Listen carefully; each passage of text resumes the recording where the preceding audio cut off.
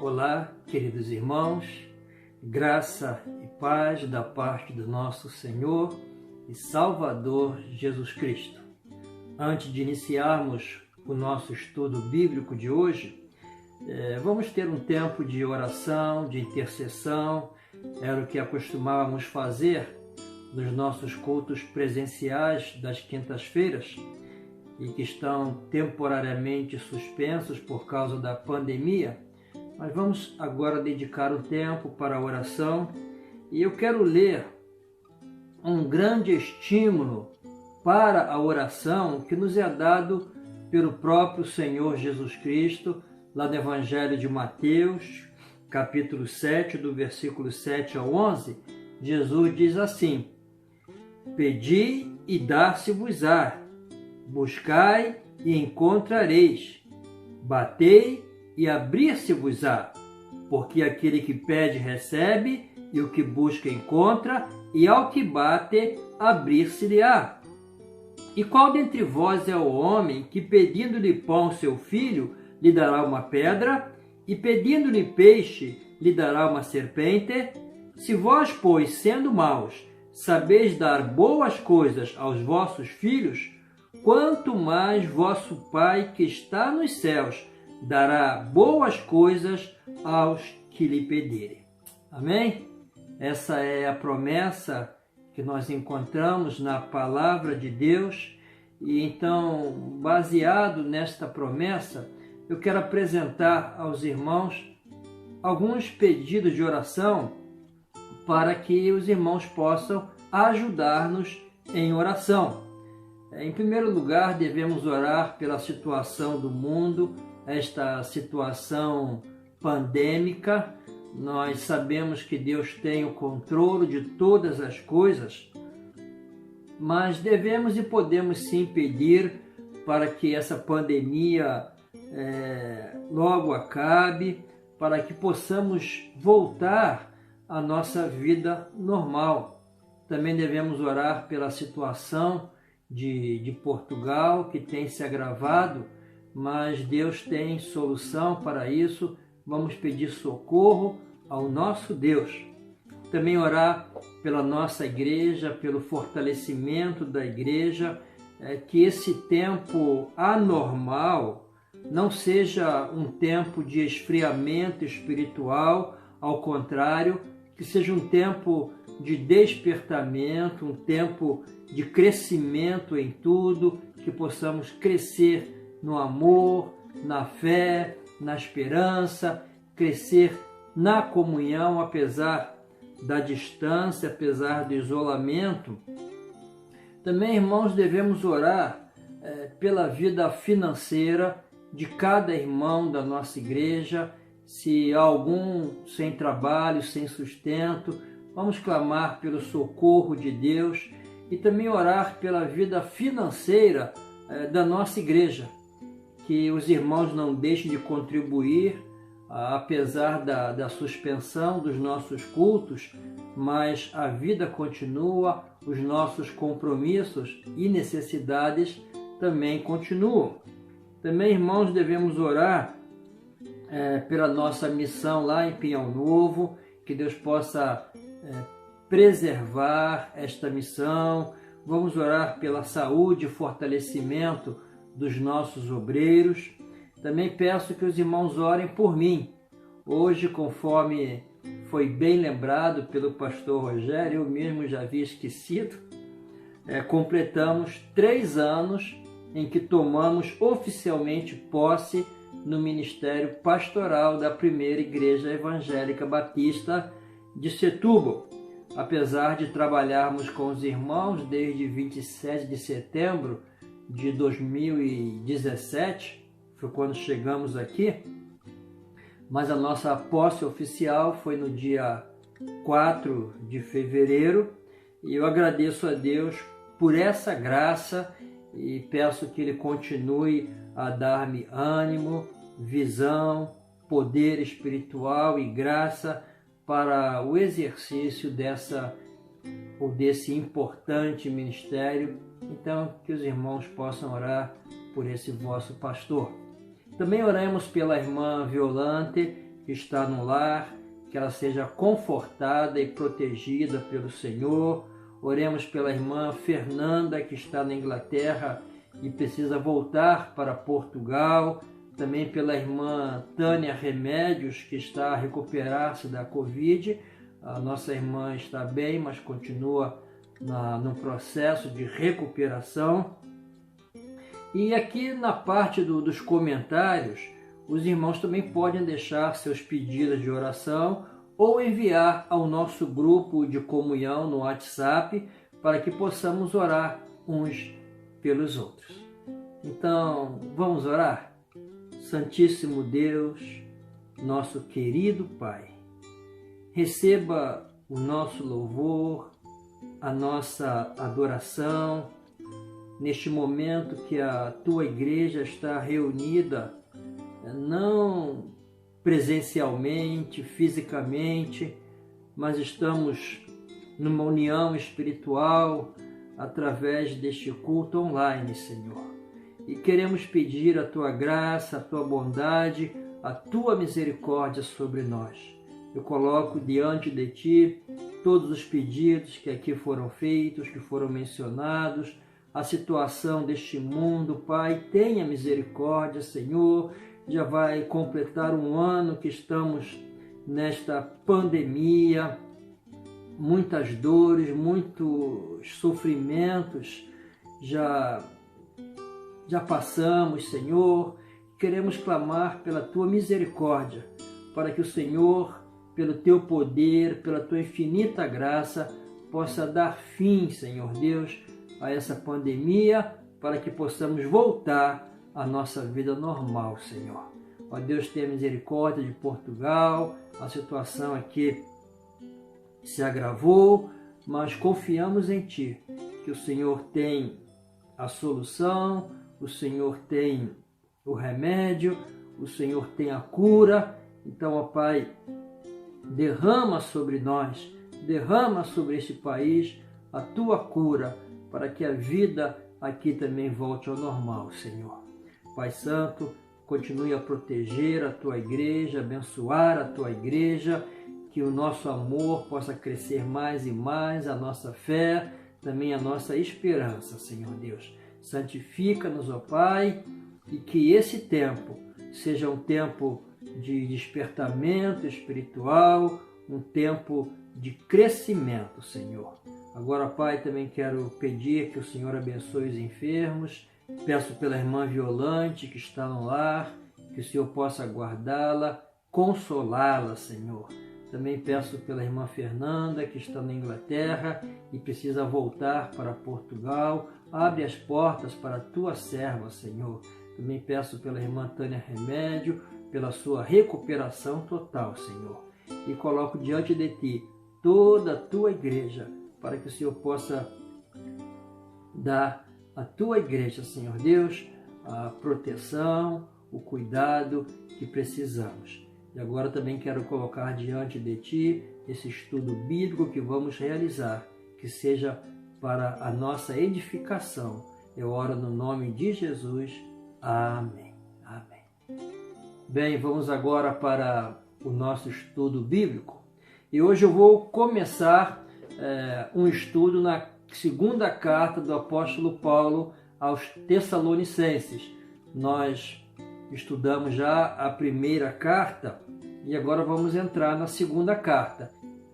E eu quero chamar a atenção dos irmãos para os versículos 3 e 4 do capítulo 1 desta carta de Paulo aos Tessalonicenses, a segunda carta. Sempre devemos, irmãos, dar graças a Deus por vós, como é justo, porque a vossa fé cresce muitíssimo e o amor de cada um de vós aumenta de uns para com os outros, de maneira que nós mesmos nos gloriamos de vós nas igrejas de Deus por causa da vossa paciência e fé, e em todas as vossas perseguições e aflições que suportais.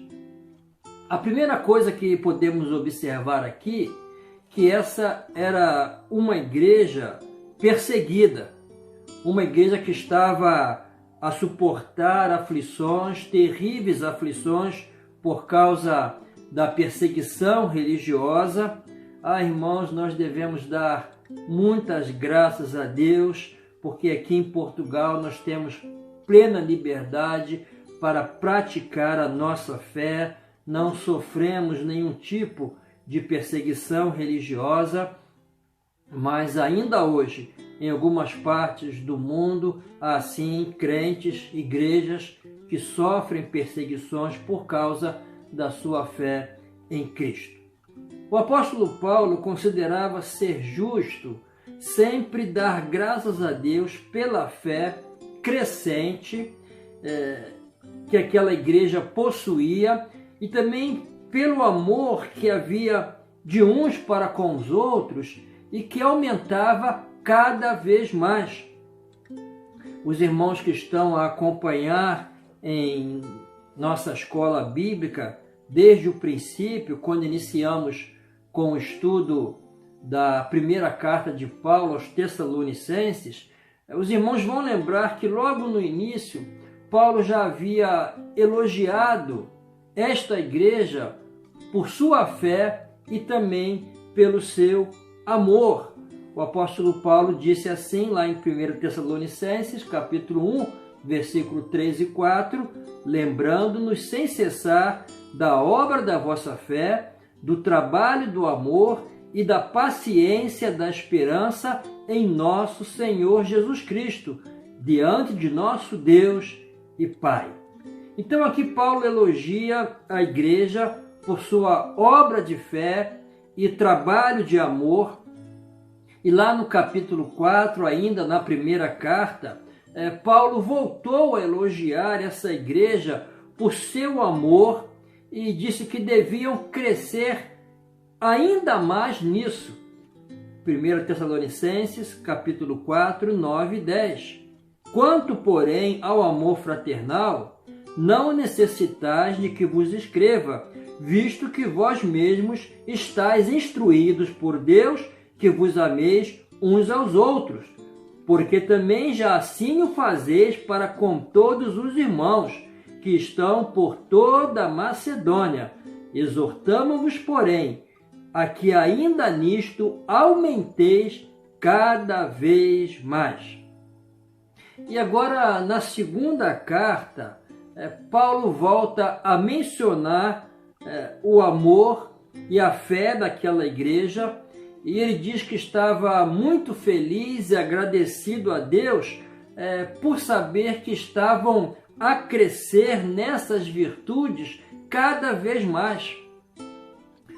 Paulo diz que por onde passava, ele tinha muita alegria em contar para as outras igrejas o progresso dos Tessalonicenses. Eu vejo aqui, irmãos, a figura de um pai feliz, um pai orgulhoso do filho, que conta com alegria por onde quer que passa o progresso do filho. Esta era a situação de Paulo, e era justo Paulo sentir essa alegria, esse orgulho, porque a fé e o amor são duas colunas importantíssimas que mantêm a igreja de pé. A Bíblia diz que sem fé é impossível agradar a Deus, e é através do amor de uns para com os outros que nós validamos todo o nosso trabalho, e também é o amor que nos identifica como verdadeiros discípulos de Cristo, como verdadeiros seguidores de Cristo. Porém, irmãos, estava a acontecer naquele momento um problema na igreja.